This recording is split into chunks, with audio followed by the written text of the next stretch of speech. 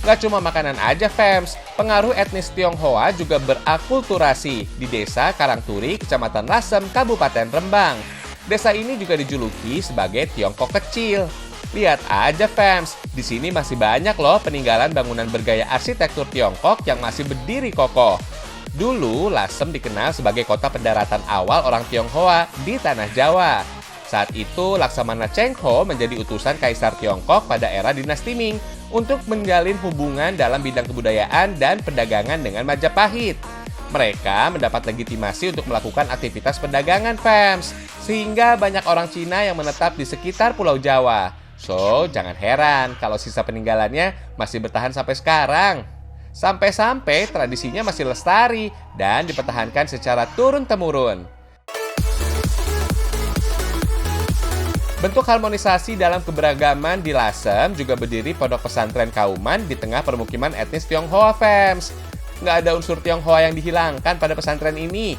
Misalnya, ornamen lampion, warna cat merah yang menjadi ciri khas etnis Tionghoa, sampai aksara Cina yang ada di pintu masuk. Interaksi serta toleransi yang baik antara orang Jawa dan etnis Tionghoa juga sudah terjalin sejak berabad-abad lalu, sekitar tahun 1700-an. Pimpinan wilayahnya orang dari etnis Tionghoa, dan masyarakatnya keturunan Jawa, fams. Nggak heran kalau pondok pesantren ini bisa berdiri sampai sekarang. Wah, toleransi yang harmonis ini patut dicontoh, terutama di kota-kota besar yang sering terjadi gesekan antara etnis dan budaya. Hihihi. Pada abad 19, Lasem juga disebut sebagai kota batik. Batik tiga negeri menjadi ciri khas batik di sini. Batik ini terkenal dengan perpaduan tiga warna yang dipengaruhi dari tiga budaya.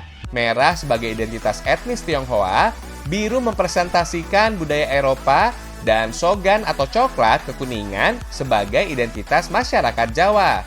Katanya sih batik Lasem sudah dibuat sejak etnis Tionghoa pertama kali datang ke Lasem, fams. Meskipun jadul, batik Lasem masih eksis dan keren banget digunakan masa kini. Batik Lasem adalah batik tulis buah karya para pengrajin yang jumlahnya mencapai 2000-an pembatik. Proses pembuatan batik tulis ini masih sama dengan proses pembuatan batik tulis pada umumnya. Mulai dari menggambar pola, mengisi pola dengan lilin, pewarnaan, dan pencucian berulang kali. Total proses pembuatan batik Lasem mencapai lebih dari 20 tahapan.